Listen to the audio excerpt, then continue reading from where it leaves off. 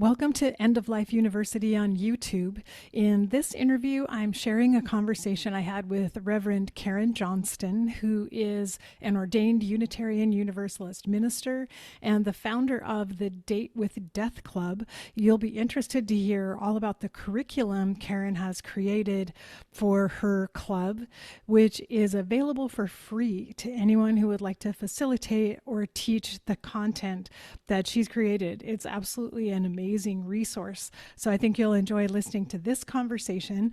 Don't forget to subscribe on YouTube, but also subscribe to the podcast if you ever listen there.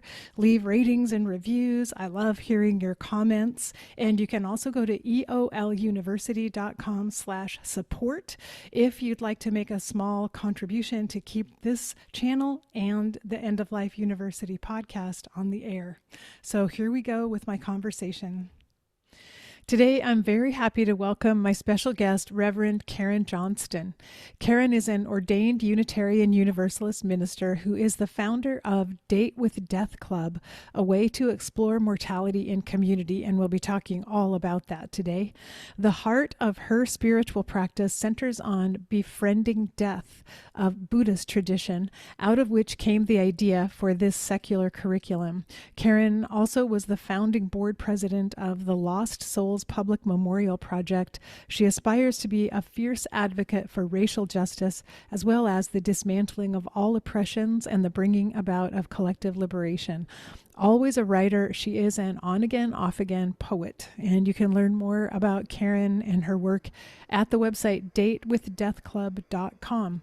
So Karen, Reverend Karen, thank you for joining me. And I'm really looking forward to our conversation today. I'm really looking forward to it too, and feel free to call me Karen.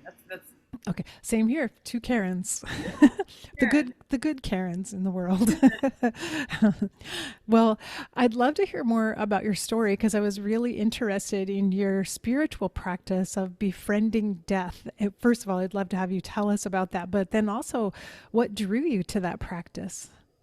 Sure. Well, so as you said, I'm a Unitarian Universalist minister, and I've been a Unitarian Universalist since the mid 1990s. So I didn't grow up in this. I grew up without any kind of particular faith tradition. And one of the wonderful things about Unitarian Universalism is that we are a pluralist religion, which means that we understand that truth and wisdom comes from many sources, not just one. And I found myself drawn to Buddhism, and that's actually one of the strongest streams in which I swim in spiritually. And, just over the course of being alive, I'm 54 at this point, I have encountered death. And I found that in general, it doesn't scare me. In fact, that I find that going up against the edge of death, of encountering people and being with people as they're dying or in the midst of loss, this was something that, whereas other people might turn away, it drew me. And so as part of my spiritual practice, I wanted to follow that, to see what is it about the fact of our mortality that actually can give me juice and energy rather than something that might be draining. So there is in Buddhism a long-standing tradition of looking at death and encountering death. And so what I've done is focused on that, but the sources of wisdom that I've drawn from don't just lie in Buddhism. So really lucky.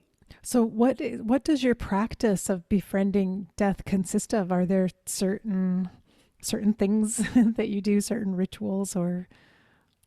So, I actually, the last time I did a long meditation retreat in community, so this was before COVID, I met with one of the teachers and I said, how do I go deeper with this? And he said, the only way to do it was basically you got to find a teacher and you got to give up the rest of your life. And that's how you go deeper in that particular practice. And I said, oh, well, then maybe this is the end of the road for me. But it turns out I needed him and my own kind of oppositional nature to meet.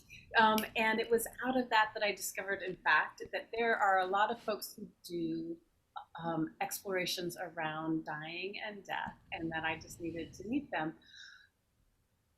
I was lucky enough. I feel grateful to my faith tradition that we support sabbaticals for our clergy. And I went on a sabbatical in the winter of 2021, and I we were in the midst of COVID, and so I did it by myself, a solo meditation retreat, and that was only focused on befriending death. I was reading, I was journaling, I was listening to recorded talks, I was doing the corpse contemplation, which I did in the little apartment where I was sitting, but I also did it at midnight in a field.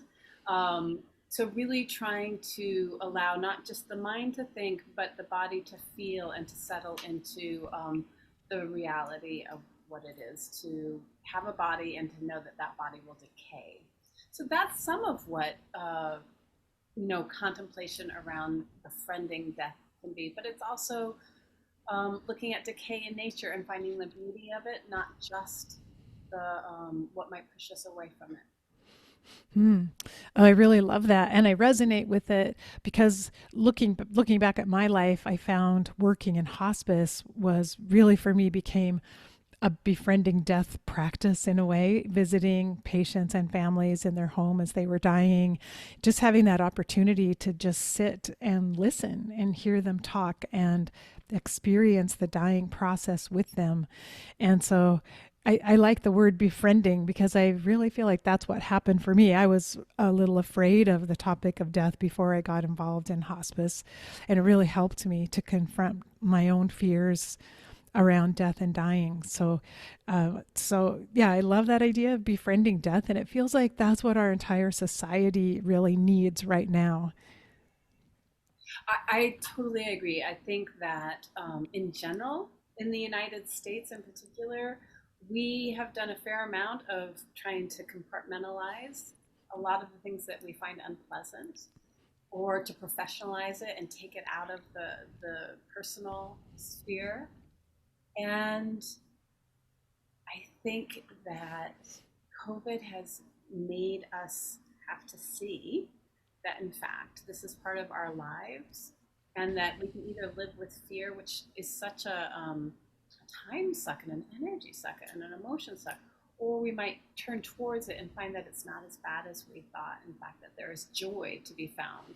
That's one of the things that's amazing is, I have two children, two stepchildren, and my children will say, "Oh, you talk about death too much. Isn't that morbid?"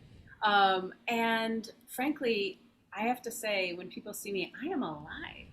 I am at one of my most alive when I'm either connecting with someone or just engaging this topic. So, Yeah, I would agree with that completely. That when you can befriend death and lose the fear around it, which, like you say, it's a time suck and it kind of sucks away your life force energy in a way. You suddenly discover how much joy there is and appreciation for just being alive, just being here every day.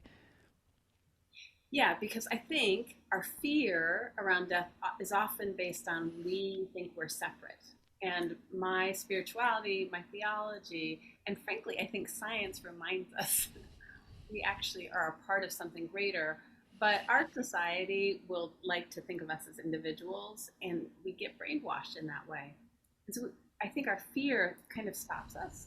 And when we go through fear, it's actually, we don't get to go around it. When we go through it, it's then we see that there are connections, and that can allow us to rest in this greater knowledge. Well, I know you mentioned the sabbatical that you took, and you told me in our prior conversation that that's actually when the idea, excuse me, that's actually when the idea for the Date with Death Club came to you or came through you in a sense on that sabbatical. So I'd love to hear more about that, how that came about. Yeah, so I, was planning, it was a 12-day solo retreat. I had never done meditation for that long. And I knew I was going to do reading and journaling and listen to lectures and walking in winter beauty. And then, really early in those 12 days, out popped this kind of urgent need to write down what turned out to be a very whole outline for the first version of Date with Death Club.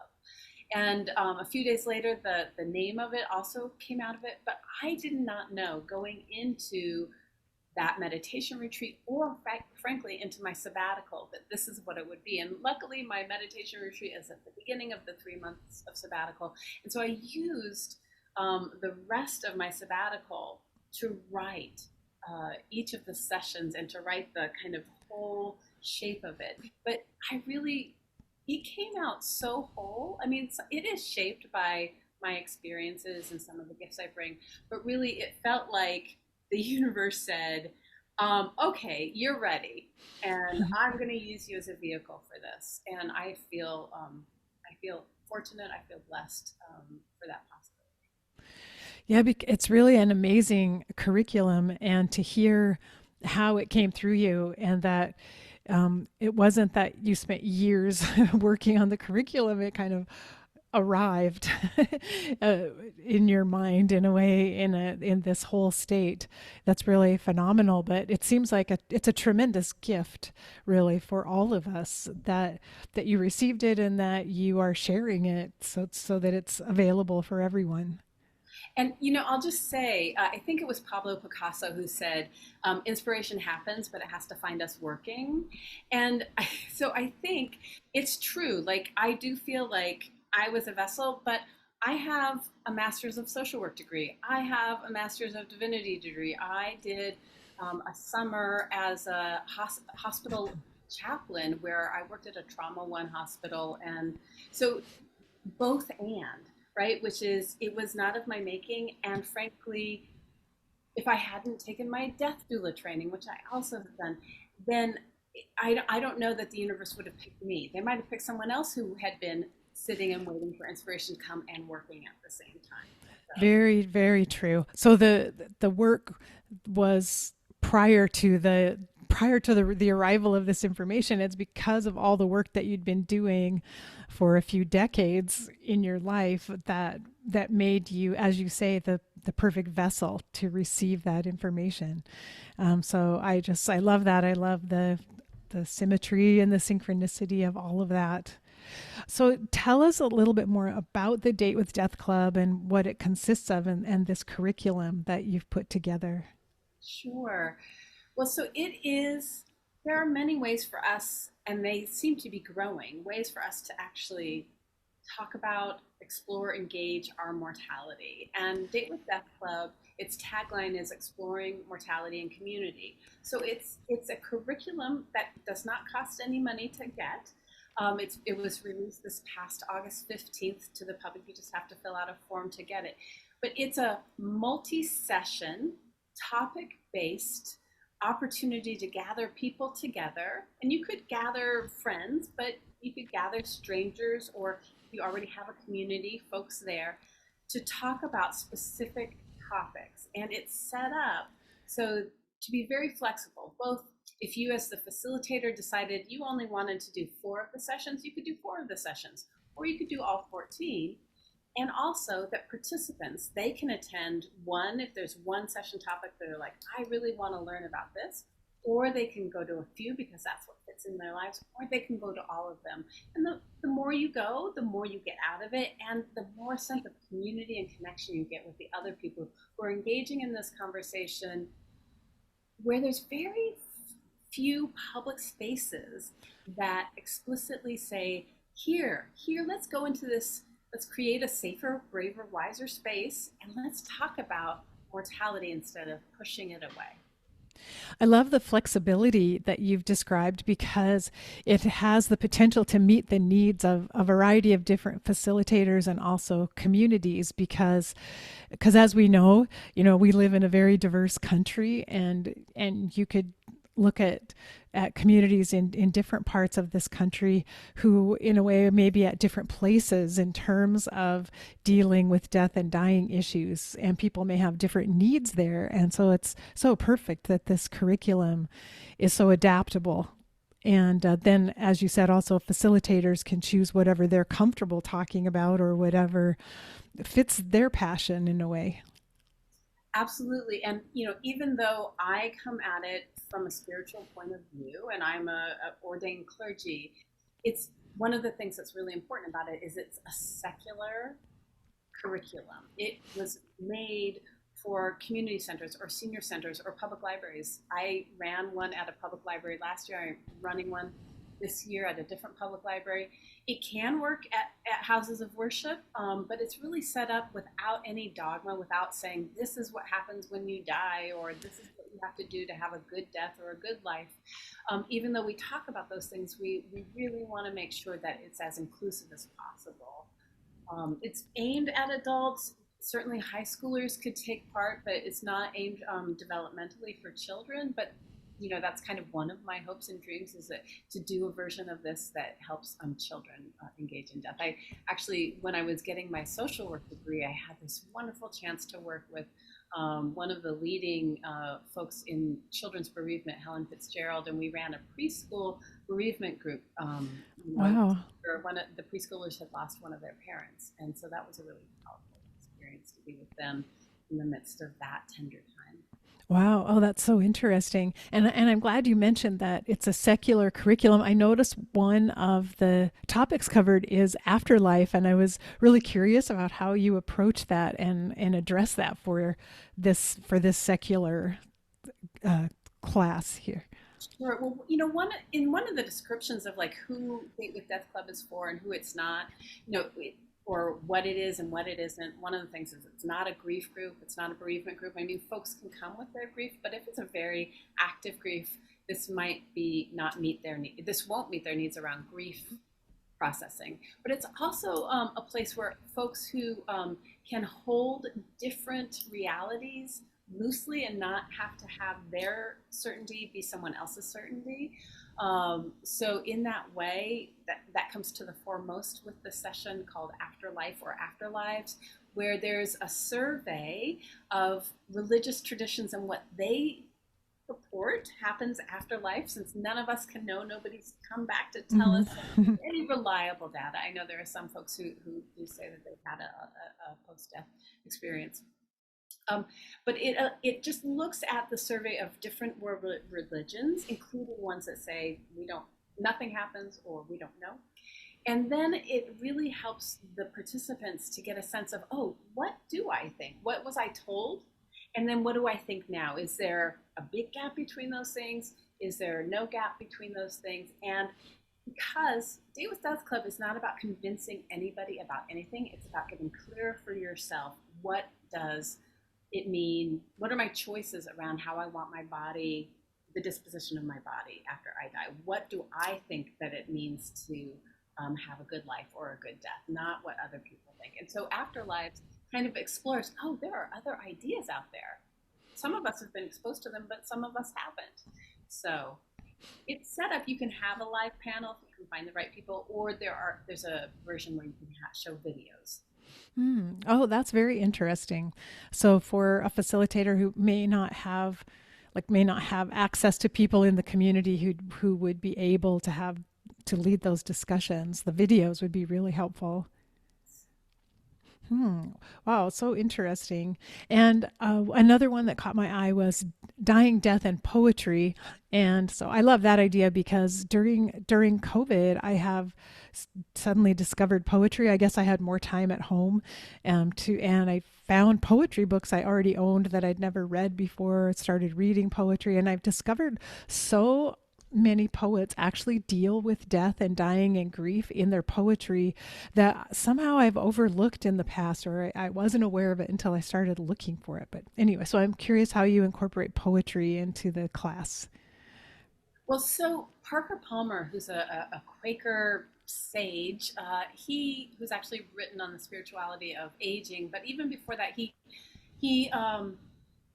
I referenced his work throughout at different points. But one of the things that he does in his work is he uses third things, which are poetry or art or literature, as a way for us to go at things that might be complex or emotionally difficult, to go at them slant. So rather than head on, let's get in a conversation with a third thing, so then we in the topic can engage it through the poem. And so I am a big fan of poetry and have at different times in my life been a poet myself. And so I wanted the chance to be able to explore what are people writing. I tend not to connect with older poems. I'm more of a modern poet and free form. And so this is really using that third thing idea as a way for us to explore and access probably more heart space than head space about our thoughts about death and dying. Ah, interesting. I'd never heard that term before about the third thing concept, but that makes so much sense because in the past few months, I've had a conversation with a novelist who writes about death and dying topics, and with a photographer and artist who includes death and dying. And so that makes so much sense to me, how powerful their work is, because it is creating that third thing, that safer space for this learning and conversation around death to happen.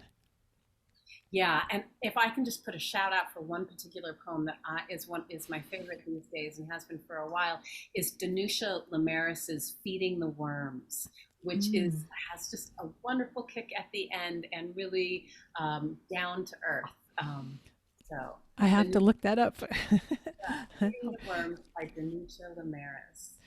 I will leave a link to that poem if I can find it online in the show notes for this episode so everyone can read it. That sounds very good. And then I also noticed that you have a unit on echo grief, and I think that's such an important topic right now that we're all experiencing and may not be addressing very well in our society. So I'm really curious about what you share during that unit. Sure. So this is maybe the biggest stretch when it comes to the sessions in Date with Death Club.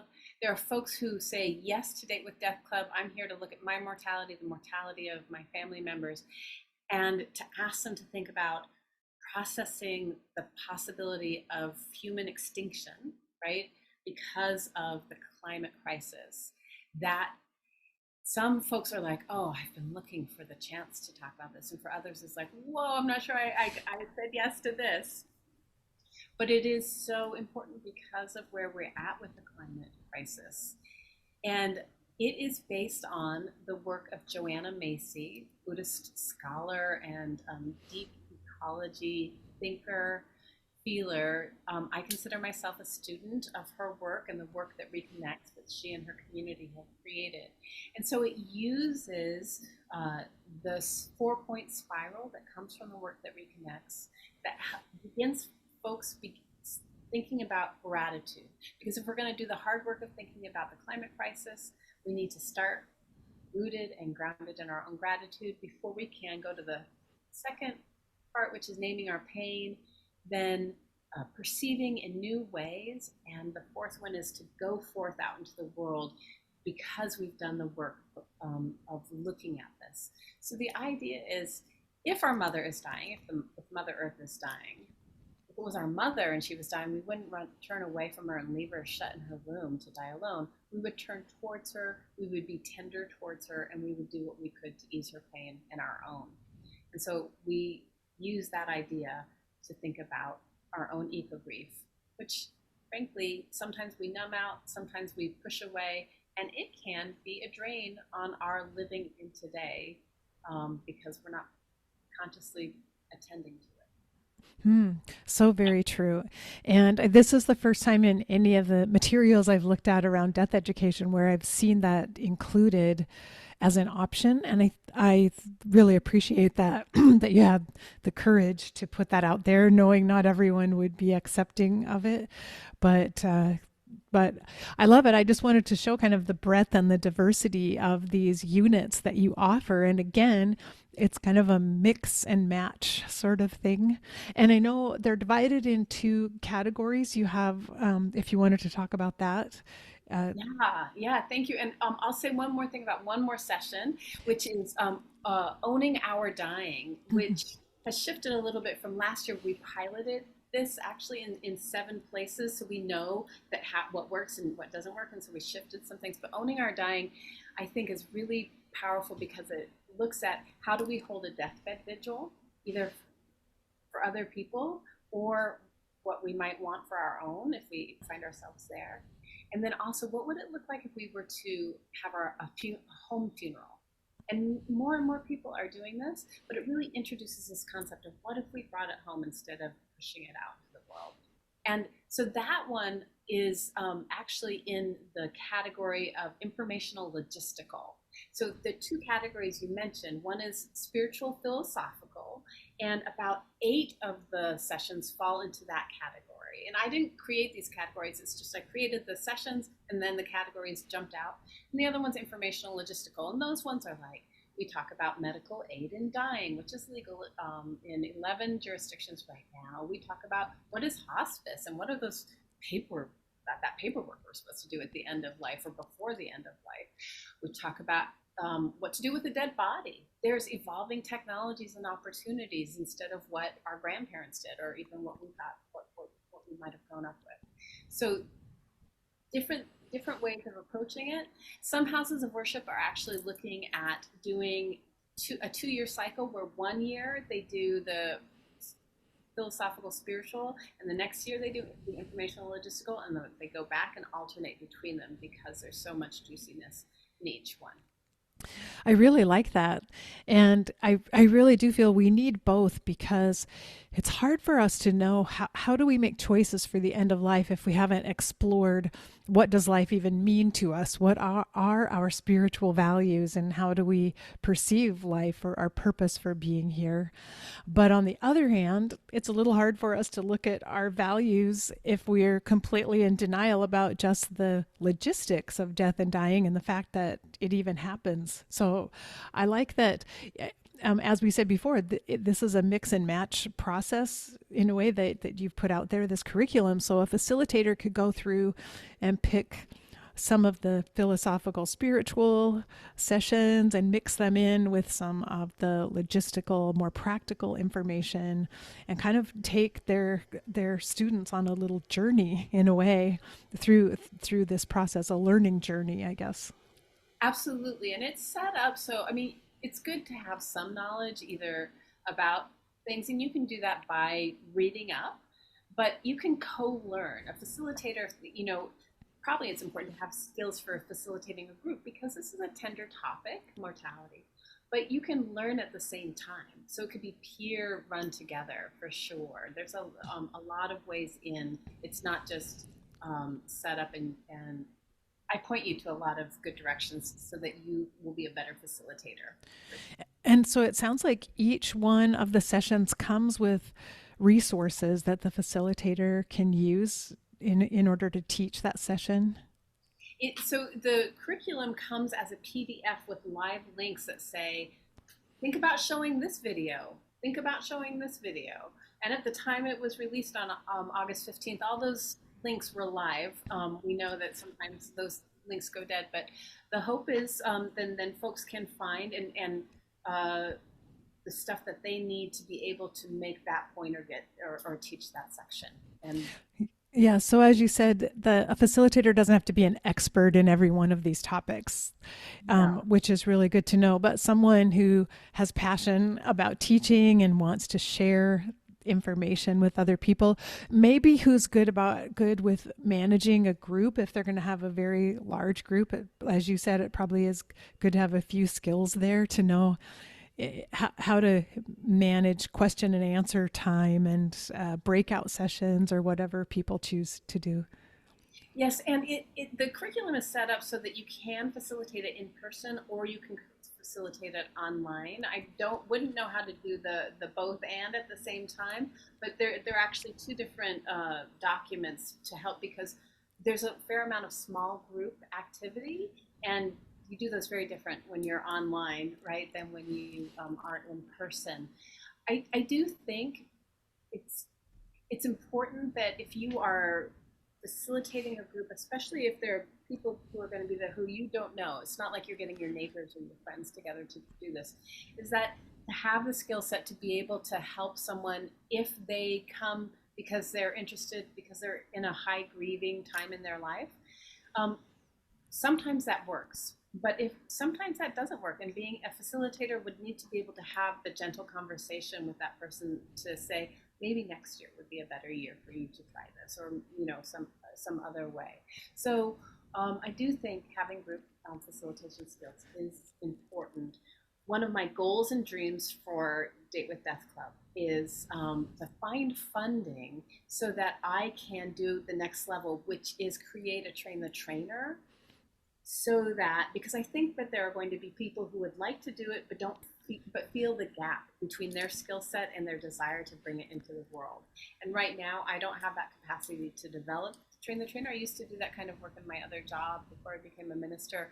But then to be able to put it out so that folks who want to do it also can get the skills to do it. Mm. That's a goal. I love that idea, and something we're going to put out there to the audience, because who knows who's out there listening who might say, oh, I'd love to be part of that kind of project. And one thing that occurred to me, I know I saw in a video on your website, you talk about what Date with Death Club is not. And that in some ways, because it's so flexible and it covers such a broad area, that's probably something facilitators do need to know so that they can make it clear to participants what this is not. And you already mentioned it's not a grief support group or a therapy group. And are there other caveats there that you would mention? I somebody reached out to me about one of the Date with Death clubs that I ran last year and said, I have so much to teach people about dying. And I said, well, that's wonderful, but actually, people who come to learn for themselves and to share and learn from each other. And so, if you're open to learning from each other, then you are welcome. And that I think is really important is one's point of view. If one is just there to um, tell other folks what they should do, one of our group agreements from the very beginning is that there's no saving, no fixing, no advising, and no correcting each other. That misinformation can be corrected, but not an opinion, not an emotional response. So that's one thing. Like I said before, it's for adults or high school age. It's for folks who can really hold that someone else in the room doesn't share your same opinion about the afterlife or about what it is to have a good life or a good death or about medical aid in dying, right? You get to have your own opinion, but you also have to, more than tolerate, really just allow and possibly even honor and celebrate other people's opinions there. Uh, it is a curriculum that really wants to have as wide of welcome as possible. And so one of the things that we do at the end of every session is we couldn't have included everybody in the human family here. Who did we miss out? And what would have happened if we had included them? So we pay attention to patterns of racial disparity. We pay attention to making sure that all genders are welcome. So, we pay attention. Did we make an assumption that everybody can afford this option for how to dispose of a dead body? Then we need to work better. So that I think is something that's really exciting about the curriculum as well.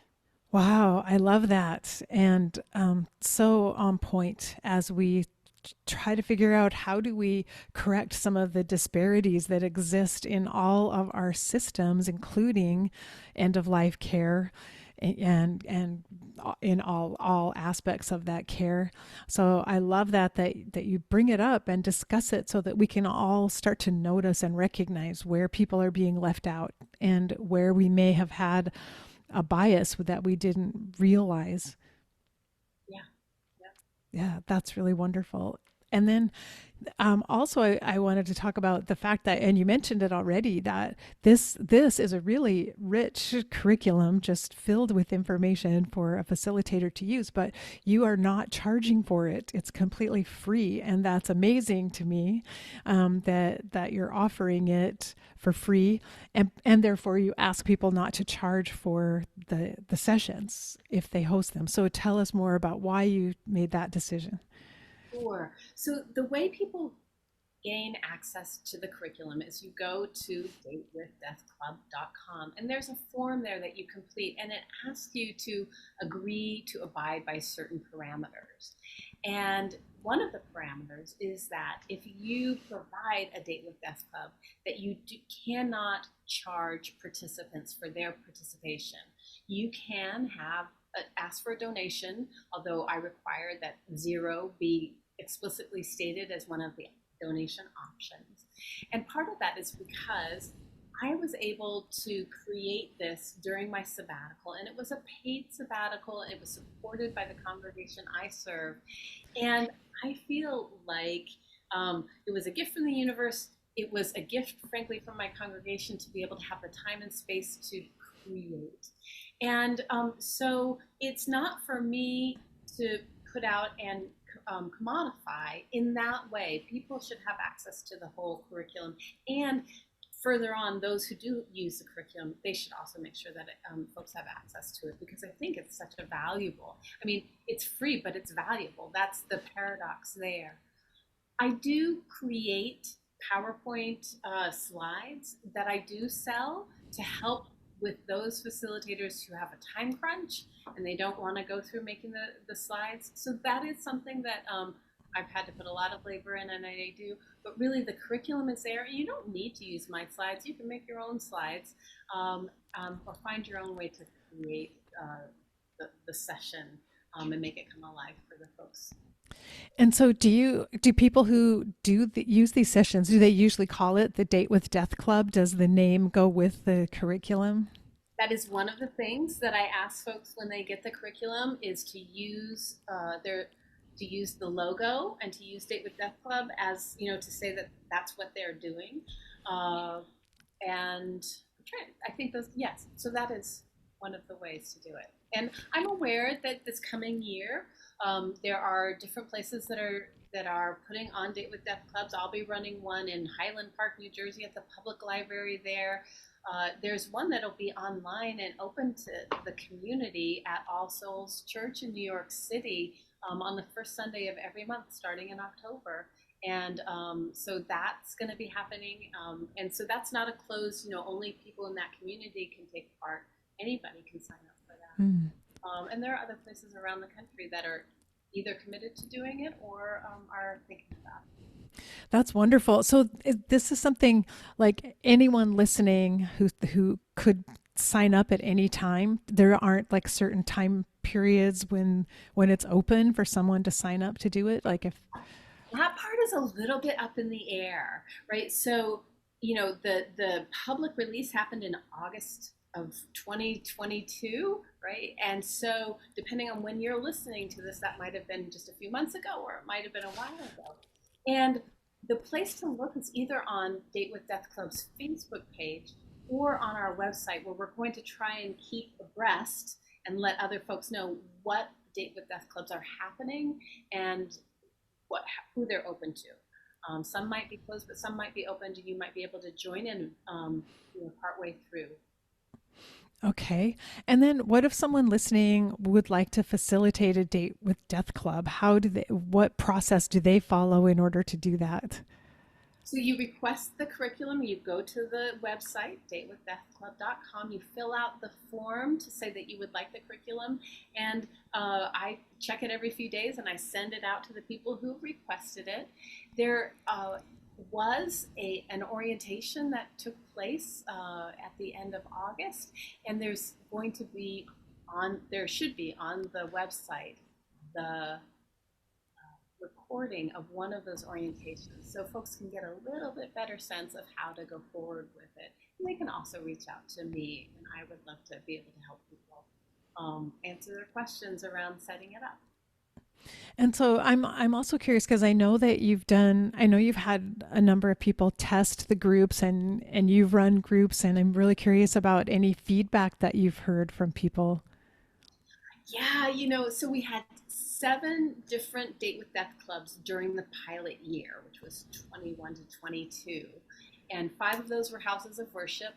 1 was online for anybody who came, focusing on Unitarian Universalists, but frankly, we were advertised on Eventbrite, and we had people from different parts of the world coming and taking part.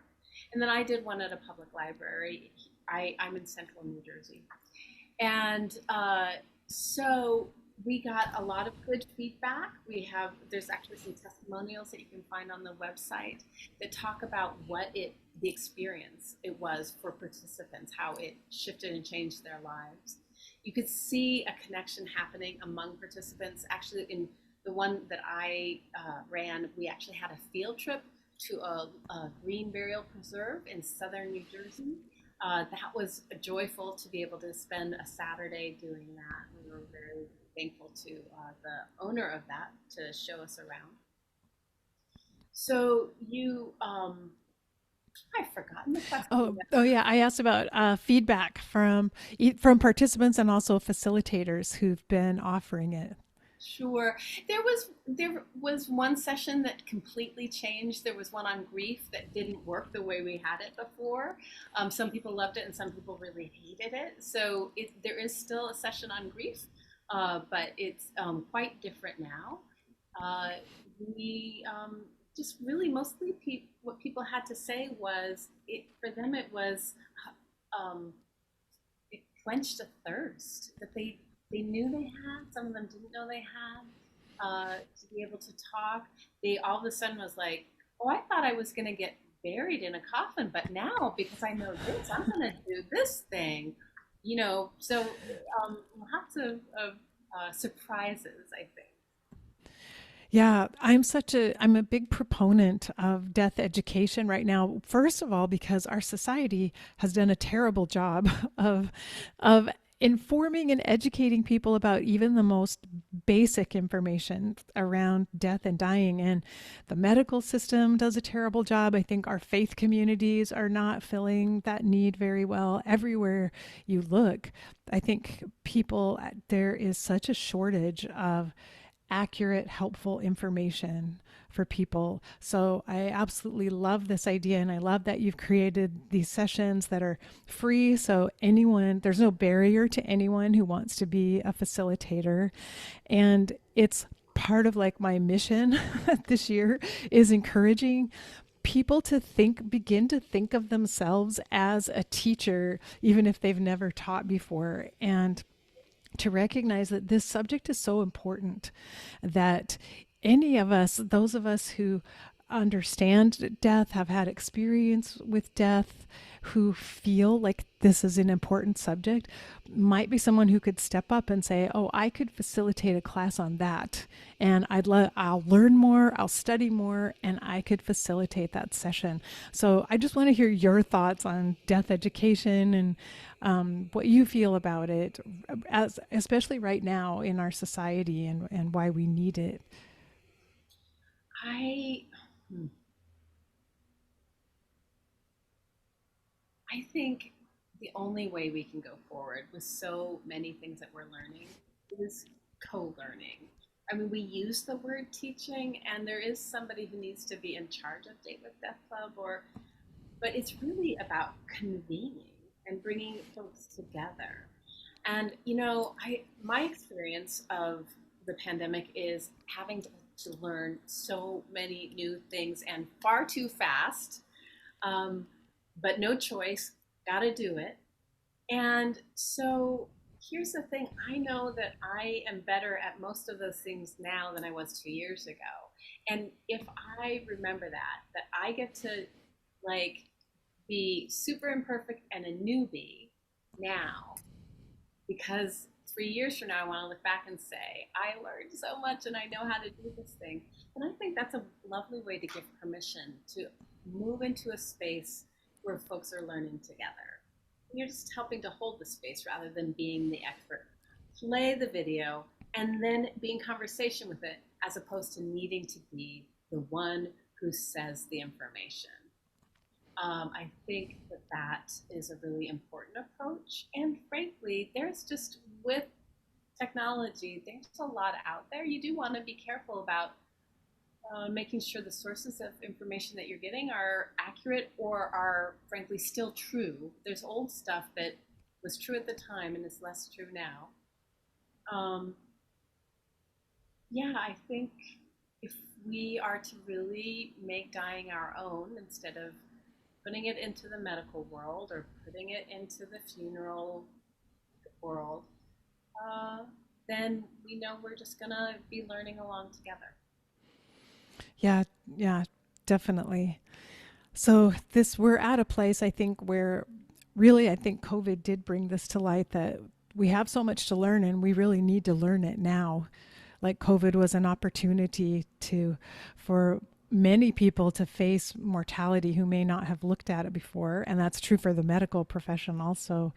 And so to utilize that opportunity, this is what we need to be doing. We need to be having these conversations and talking more about death and learning about it and learning what's available and what's possible. Yeah, and for me, one of the reasons that I think Date with Death Club makes that learning possible is that we take what is a serious topic, but not so seriously, or we don't take ourselves too seriously. That we do make sure that there's a gentle, what I would consider loving space that we create to be able to have those conversations. But the end of every session with Date with Death Club ends with a joke. It's a total groaner of a joke. It's each session's different. There's an appendix that has really terrible, wonderful jokes that are related to death. Um, but it's kind of sets the tone. The very first session actually begins with this wonderful musical of the Kiwi Coffin Club of folks who created their own Yeah, club around building access to very simple wooden boxes, and that's being able to know that you can laugh while having these conversations is so important. oh, definitely. Well, I'm going to have to ask you if you could share one of those jokes with us. If you, I don't know if you have it top of mind or not, but um, I have one of the worst ones top of mind. Yes, so I will share it with you. So why should you never have a pillow fight with death? Why should you never have a pillow fight with death? hmm. Well, you shouldn't unless you are ready for the repercussions. Oh, No, if they're groaners. They Yeah, the repercussions. I like it. I like it. Oh, that's really cute. Well, I love that idea. I think that's really important too, that we can incorporate joy, as you said before, and laughter into our discussions about all aspects of death and dying, because it really doesn't have to be a morbid subject, and it really doesn't have to make us sad always when we talk about it. And that's one of the ways we'll become more comfortable with it anyway, is discovering the joy and the laughter that exists within our mortality. yes, yeah, you said it well. Absolutely.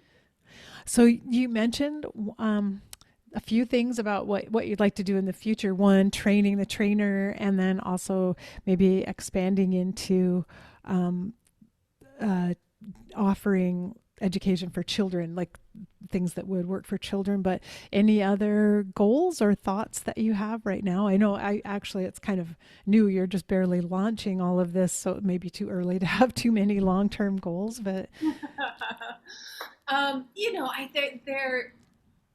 I love the work that I get to do serving a congregation, and so part of me wants to make sure that this is available to as many communities as possible. And so being able to make sure to get the word out to places that I know about and then places I learn about, like learning about your wonderful podcast. Uh, but really, I think the next step is then so it exists, but if people don't know how to teach it, even you can say nice things about co learning. People want more supports and scaffolding. So this year, we'll see how many programs there are. We may create a kind of community of practice where people who are running the groups, connect with each other online to be able to provide support. And then we'll look at getting it out into a wider array of people. The children one, I think, is a longer term. I think this needs to get solid first. I had hoped for a few to make a few more sessions, but frankly, there's more sessions than people can do in any, 1 year for sure. So I think probably we'll stick with these sessions and just growing this deeper instead of wider for now. And I'm curious to know, as a minister, if learning this information for you has impacted your work with your congregation. Like, you're so much more knowledgeable, I'm sure, than ever before to talk to them about hospice or palliative care or home funerals or green burial. Like, do you find that it enters into your work as a minister?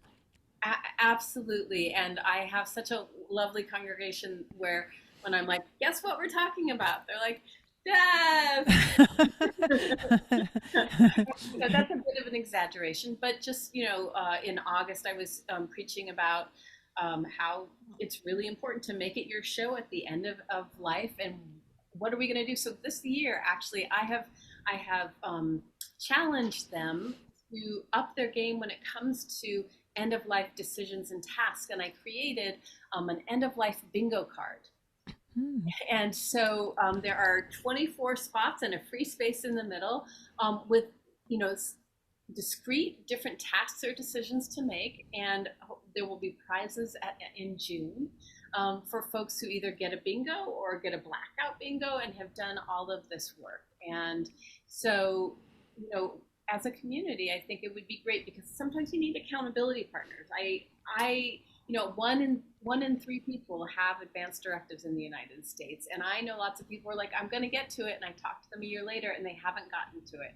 And so how can we, as neighbors or as circles of friends, or in this case, a congregation, help each other to move towards that? So yes, I do that. I also I wanted to introduce you to the Date with Death Club mascot. Oh. This is Mix Mo, so MX, which is the gender neutral term instead of Mr. or Ms. So Mix Mo, and Mo is for mortality, right? So we have a little bit of a mascot who helps, who goes traveling with me, and so there's lots of pictures of Mix Mo out in the world having fun. And for people who are just listening and can't see the video, Mixmo is a skeleton sitting in the lotus position. Lovely. Yeah.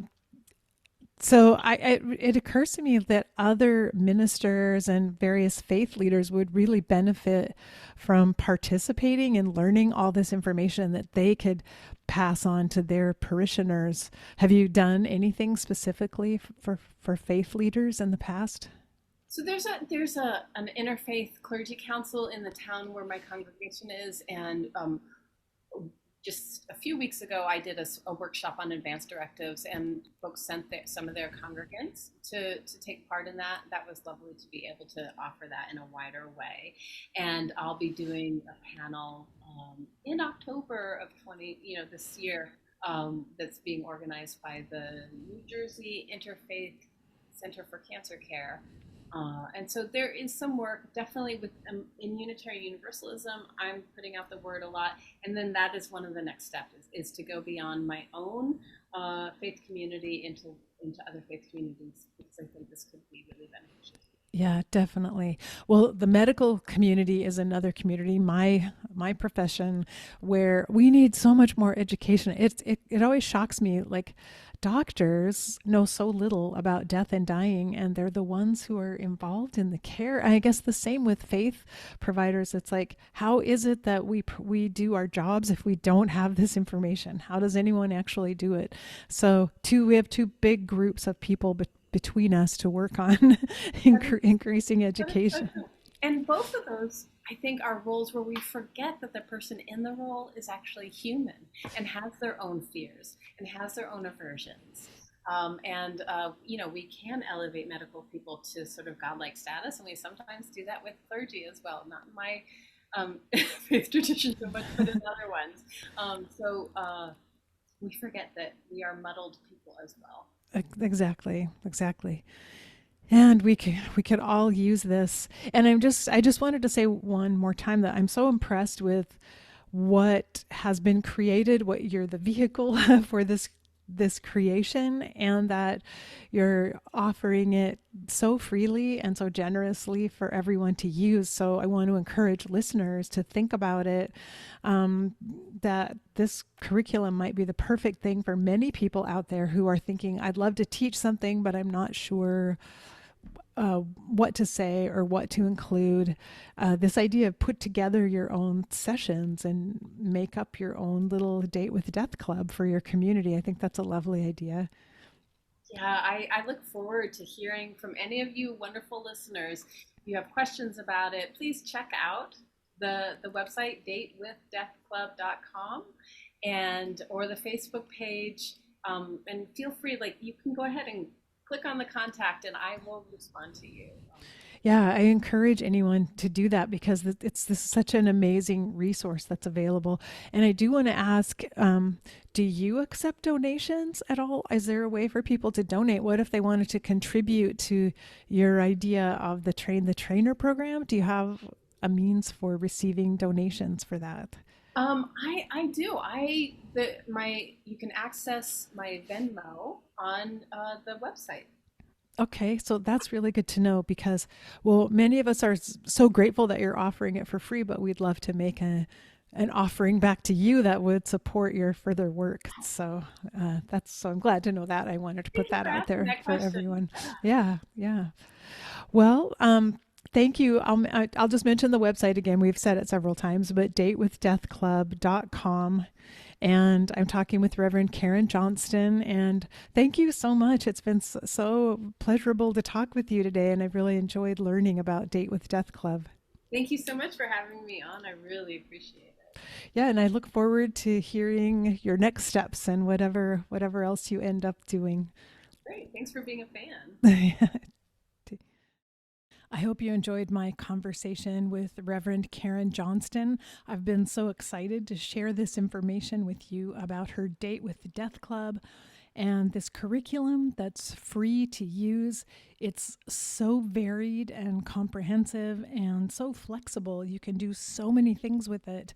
And I'm hoping that this will really encourage some of you who are interested in being teachers but worried that it will be hard to come up with an appropriate curriculum to check out what Reverend Karen is offering, because it may be just the perfect thing for you. It may be exactly what you need in order to put together a community event or a workshop or a series, even for a club you already belong to, or people that you know in your neighborhood or your faith community or your city. So give it some thought. Check out her website, datewithdeathclub.com. And I hope you'll find some way to be able to utilize her curriculum. I'm just really delighted that she's offering it and making it available at no charge. I wanted to read to you the poem she mentioned, which is Feeding the Worms by Danusha Lamaris. I loved our conversation about third things and how art and poetry can help us address difficult subjects because they give us a way around a too direct confrontation around the subject. They give us a softer, safer space in which to discuss difficult things. So I'll read this short little poem to you, Feeding the Worms by Danusha Lamaris. Ever since I found out that earthworms have taste buds all over the delicate pink strings of their bodies, I pause, dropping apple peels into the compost bin. Imagine the dark, writhing ecstasy, the sweetness of apples permeating their pores. I offer beets and parsley, avocado, and melon, the feathery tops of carrots. I'd always thought theirs a menial life, eyeless and hidden, almost vulgar, though now it seems they bear a pleasure so sublime, so decadent, I want to contribute however I can, forgetting a moment my place on the menu. I also love that poem, as I'm so glad Reverend Karen shared it with us. A good reminder, we are on the menu as well for the earthworms one day. And what a great way to trigger a discussion about the reality of death and dying. So, if you enjoy content like this, I hope you will tell other people about it and share it with them. Also, please subscribe wherever you happen to be listening to this podcast and leave a rating and review because that's very helpful. And if you're so inclined and you're able to offer a little bit of support, go to eoluniversity.com/support, where you can make a small contribution as little as just the cost of 1 cup of coffee to help out and keep this show and the YouTube channel on the air. And I appreciate it so very much, all of those of you who have helped out in the past. So until next time, when I'll be back with another interview, remember that we're here for love. So face your fear, be ready for whatever happens next, and love each and every moment of your precious life. Bye-bye.